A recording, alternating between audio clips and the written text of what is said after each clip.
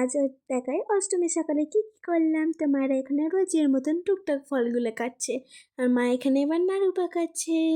আর এই দেখো সবাই সবার কাজে ব্যস্ত। তারপর দেখো এখানে আবার সবাই ভোগ রান্না করছে, তারাই দেখো। আর পিছনে আমার ঠাম্মা বসে আছে, এখানে মায়েরাও গল্প করছে, এই দেখো।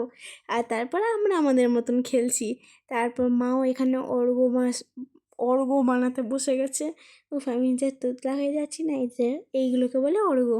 তো তারপরে দেখো আমিও ক্যাব ভরে নিলাম ব্যাগে, ক্যাবগুলো শেষ হয়ে গেছিলো। আর এই যে আমার বন্দুক, তো চলো বন্ধুকে একটু ক্যাব ভরে নিই, ক্যাবটা শেষ হয়ে গেছিলো ভেতরে।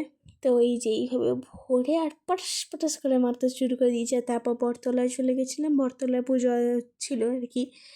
ওইখানে বটতলা মানে বট গাছকে একটু পুজোটা করে আসতে হয় ঢাকিদের নিয়ে। ঢাকিরা চলে গেল, এই যে আমাদের মায়েরাও আসবে, তার আগে আমি এগিয়ে যাব, কারণ পেছনে পেছনে ওরা আসবে আর কি, যা নিয়ম আর কি। তারপরে এই যে রাস্তা আর প্যান্ডেলও হয়েছে, কিন্তু বটতলায়, এটা নবারণ সঙ্গ আর কি, আমরা বটতলাই বলি। তো এখানে এবার ভোগ বওয়া হচ্ছে। সেই যে ভোগ রান্না হয়েছিল ওইগুলোকে আর কি বয়ে বয়ে এই যে এই ঘর থেকে আর দালান পর্যন্ত সবাই নিয়ে যাচ্ছে।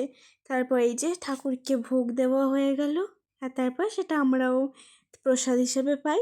তো আজকের দিনটা এইভাবেই কাটলো। পরে পাটে আছে সন্ধি পুজো।